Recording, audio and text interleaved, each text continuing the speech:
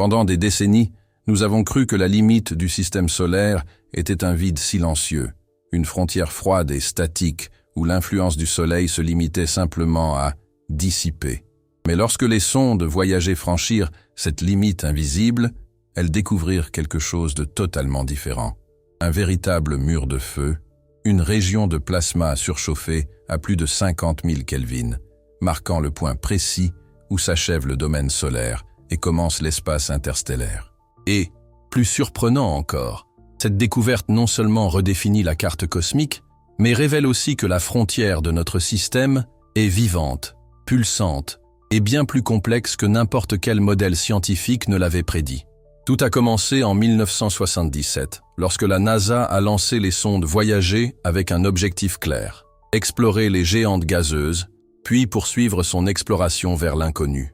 À l'époque, personne n'imaginait que ces machines, dotées d'une technologie inférieure à celle d'un téléphone portable actuel, deviendraient les premiers messagers humains à franchir les limites de l'héliosphère, la bulle magnétique créée par le Soleil qui entoure et protège toutes les planètes, ont accompli cet exploit 40 ans plus tard.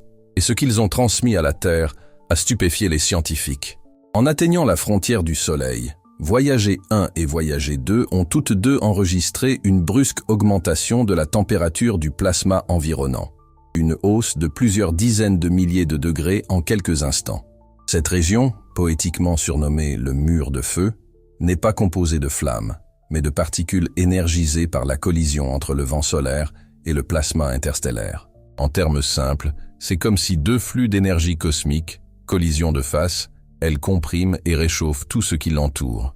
Cette zone marque la limite exacte entre l'intérieur et l'extérieur du système solaire, le point où l'influence magnétique du Soleil s'affaiblit et où la domination de la galaxie commence.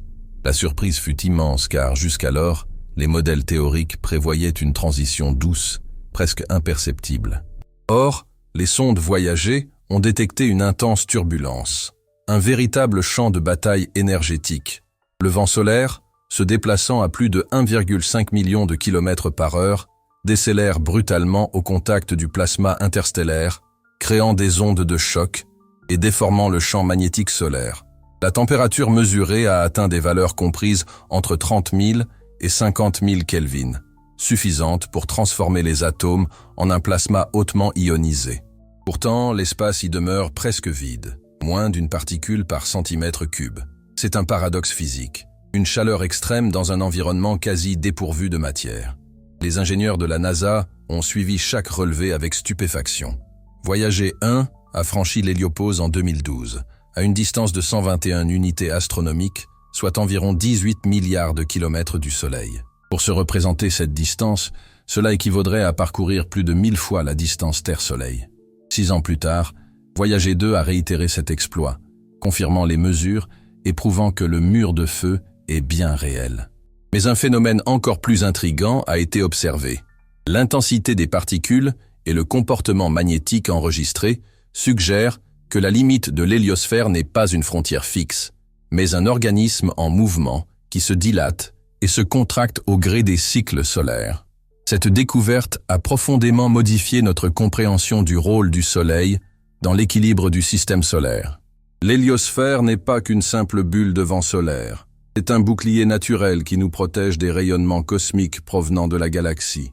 Lorsque ce bouclier pulse et se déforme, tout s'en trouve affecté, de l'entrée des particules énergétiques à la stabilité magnétique de la Terre. Le mur de feu est en réalité une zone de friction cosmique où le Soleil et l'univers se livrent une lutte silencieuse et constante. Pour de nombreux scientifiques, comme le physicien de l'héliosphère Robert Decker du laboratoire de physique appliquée de l'université Johns Hopkins, cette région est la frontière vivante du Soleil, un lieu où les lois de la physique solaire et interstellaire se rencontrent et se confondent.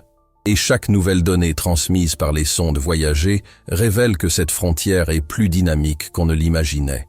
Mais le détail le plus symbolique est peut-être le fait qu'en franchissant ce mur invisible, les sondes ne sont plus sous la protection du Soleil. Elles évoluent désormais dans un territoire où l'espace n'est plus influencé par notre étoile, mais par les forces de la galaxie elle-même.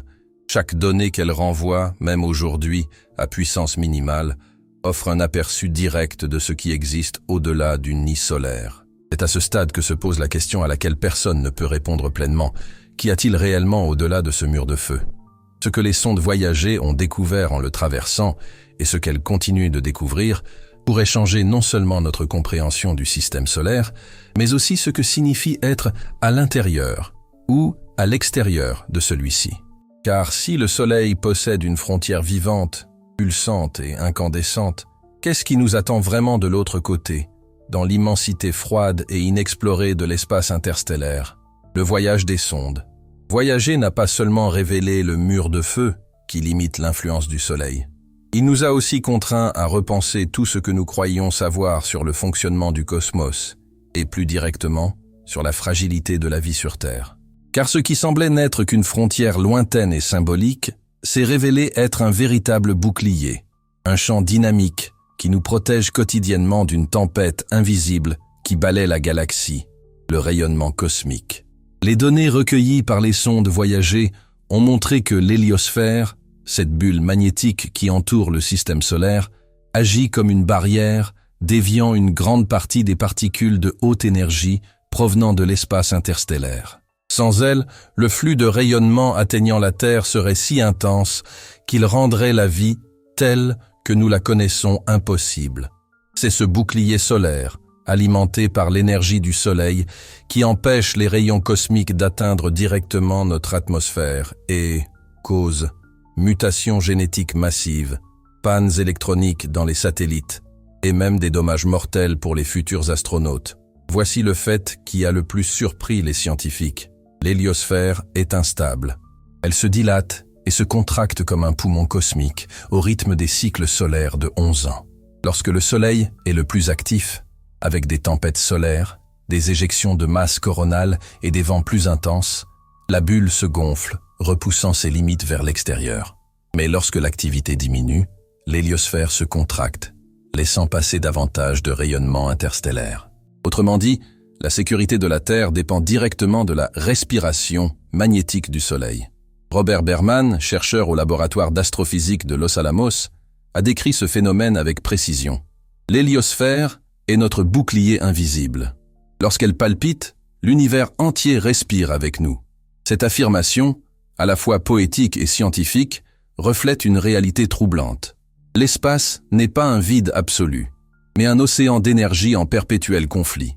Et le Soleil, que nous considérons souvent comme une simple étoile parmi des milliards, est le gardien silencieux qui maintient cet équilibre. Les sondes voyagées ont également révélé une autre donnée cruciale. En franchissant l'héliopause, elles ont toutes deux enregistré une diminution soudaine de l'intensité du vent solaire et, simultanément, une augmentation de la densité des particules cosmiques. Cette transition a prouvé que le Soleil agit comme un bouclier actif et non comme un simple corps émettant de la lumière et de la chaleur. Il façonne littéralement l'espace qui l'entoure, créant une sorte de bulle vivante qui protège tout ce qui orbite à l'intérieur, y compris nous. Cette découverte bouleverse bien plus que l'astronomie. Elle transforme notre rapport à l'univers. Chaque respiration, chaque seconde de vie sur Terre existe grâce à une étoile située à 150 millions de kilomètres, dont l'énergie est suffisante pour contenir la fureur du cosmos. Et lorsque les sondes voyagées franchissaient cette frontière, c'était comme si l'humanité, pour la première fois, avait quitté la sécurité de son foyer pour contempler l'abîme qui s'étend au-delà. Si vous êtes arrivé jusqu'ici, c'est sans doute que vous ressentez cette même curiosité, ce besoin de comprendre ce qui existe au-delà des limites visibles. C'est la raison d'être de cette chaîne. Explorer ce que la plupart des gens ignorent, rendre l'invisible compréhensible. Alors, si ce genre d'exploration vous parle, abonnez-vous, aimez cette vidéo et gardez l'esprit ouvert, car la suite remet en question non seulement la science, mais aussi la notion même de réalité. En même temps que les voyageurs SEAL se sont agrandis, au-delà de notre vision physique de l'univers, une idée plus profonde émergeait parmi les scientifiques eux-mêmes. La perception que le cosmos se comporte comme un système vivant, interconnecté et réactif. Il ne s'agit pas d'une métaphore, mais de schémas réels et observables à grande échelle. Les fluctuations magnétiques du Soleil se répercutent dans les courants de plasma qui parcourent la galaxie. Les ondes de choc émises par les supernovae sculptent les contours de l'héliosphère. Tout semble participer à un même organisme cosmique, où l'énergie, la matière et les champs s'influencent mutuellement. C'est précisément cette idée que l'univers puisse avoir une forme de conscience propre, qui ouvre la voie à une recherche dépassant le cadre de la science traditionnelle. Une réflexion qui interroge la nature du cosmos. Fonctionne-t-il simplement ou répondre? Et c'est cette question qui est explorée en profondeur dans le livre numérique. L'esprit du créateur. L'univers est-il conscient? Cette lecture élargit la dimension philosophique et existentielle des découvertes de Voyager. Si vous souhaitez poursuivre ce voyage, comprendre ce qui se cache derrière cette impulsion cosmique qui relie toutes choses, le lien se trouve dans le commentaire épinglé et est également accessible via un code QR à l'écran. Mais avant de se lancer dans la recherche de réponses métaphysiques, il y a un phénomène que les données de la NASA n'ont toujours pas expliqué, un phénomène qui défie même les modèles les plus avancés de la physique spatiale. Car, après avoir franchi le mur de feu, les deux sondes ont enregistré un événement anormal, une inversion de la structure du plasma et un changement inexplicable de la direction du champ magnétique, comme si l'espace environnant réagissait à leur présence. Et c'est précisément là que commence la véritable anomalie. Lorsque les sondes Voyager franchirent le mur de feu et pénétrèrent dans l'espace interstellaire, un phénomène extraordinaire se produisit. Les instruments enregistrèrent une inversion subtile du flux de particules, une variation magnétique qui ne correspondait à aucun modèle prédit, comme si l'espace environnant s'était réorganisé, réagissant à la présence de ceux qui l'observaient. Pour la NASA, il s'agissait d'une simple anomalie à étudier. Pour certains physiciens et philosophes de la conscience, c'était l'indice de quelque chose de bien plus vaste. L'univers n'est pas un état passif, mais un système qui perçoit, réagit et peut-être pense. Cette hypothèse, jusque-là cantonnée à la philosophie, prend désormais une dimension scientifique. La physique quantique a déjà démontré que l'acte d'observer modifie le résultat d'une expérience. Et maintenant, à l'échelle cosmique, les sondes Voyager nous révèlent que l'univers, même à ses confins les plus reculés, réagit de manière qui nous échappe encore. Il est possible que le cosmos soit conscient de lui-même, ou que la conscience soit la structure invisible qui l'organise. Si cela s'avère vrai, nous sommes confrontés à un changement de paradigme aussi profond que la révolution copernicienne. Car nous ne sommes plus de simples spectateurs d'un univers froid, indifférent et mécanique, mais faisons désormais partie d'un réseau vivant d'informations. La limite du système solaire, autrefois perçue comme celle du Soleil, pourrait bien être celle de notre perception. Le passage des sondes Voyager n'était pas seulement un exploit technologique, mais le reflet de ce que nous sommes, des fragments de conscience, tentant de comprendre l'esprit qui nous contient. Le physicien David Bohm, l'un des penseurs les plus audacieux du XXe siècle, croyait que la réalité visible n'est qu'une projection d'un ordre implicite, une dimension plus profonde où tout est interconnecté. Selon lui, l'univers se comporte comme un vaste organisme mental, et ce que nous appelons matière n'est que le reflet superficiel d'une réalité infiniment plus complexe. Cette vision fait écho à ce que les sondes Voyager semblent avoir révélé. Le cosmos n'est pas une machine, mais un système en dialogue constant avec lui-même. Ignorer ce fait a un prix. Lorsque nous réduisons l'univers à des formules, nous oublions que chaque découverte a des implications existentielles. L'héliosphère, autrefois perçue comme une simple bulle de plasma, est désormais reconnue comme un bouclier vital, une pulsation énergétique indispensable à la vie. Mais que se passera-t-il lorsque ce bouclier se déplacera, s'affaiblit ou entrera en collision avec les forces de l'espace interstellaire? Quel sera le sort de la Terre si le cœur solaire perd son rythme? Ces questions ne sont pas abstraites. Elles affectent directement l'avenir de notre espèce, de la technologie et de notre survie au-delà de notre planète. Les sondes Voyager continuent d'envoyer des signaux de plus en plus faibles. Pourtant, chacune de ces impulsions contient des données sur l'espace qu'aucun être humain n'a jamais vues. Et chaque octet transmis nous rappelle à quel point nous dépendons de ce que nous comprenons à peine. Peut-être l'univers n'est-il pas seulement observé? Peut-être nous observe-t-il en retour, attendant que nous prenions conscience de ce qui se passe réellement. C'est à ce stade que l'investigation cesse d'être purement scientifique et devient spirituelle, philosophique et profondément humaine. Car ce qui est en jeu, ce n'est pas seulement la taille du cosmos, mais la signification de la conscience en son sein. L'univers est-il simplement de la matière organisée ou un esprit colossal s'exprimant à travers la physique? C'est la question centrale de cet e-book. L'esprit du Créateur. L'univers est-il conscient? La suite inévitable de cette enquête. Vous y comprendrez comment les plus grands penseurs, d'Einstein à Schrödinger, ont commencé à soupçonner que la conscience ne naît pas dans le cerveau humain, mais que celui-ci n'est qu'une antenne qui capte un réseau bien plus vaste. Le livre explore précisément cette question laissée en suspens par la vidéo. Le lien se trouve dans le commentaire épinglé ou est accessible via un QR code affiché à l'écran. Mais ce qui inquiète véritablement les scientifiques aujourd'hui, ce n'est pas ce que les sondes voyagées ont découvert, mais plutôt ce qui reste à venir. Car, selon les calculs les plus récents, la densité du plasma dans l'espace interstellaire autour des sondes augmente lentement. Quelque chose, encore non identifié, semble s'approcher. Et si ce mur de feu n'était pas seulement la limite du Soleil, mais une sorte de frontière vivante entre deux systèmes énergétiques? Et si ce qui se trouve de l'autre côté était également conscient?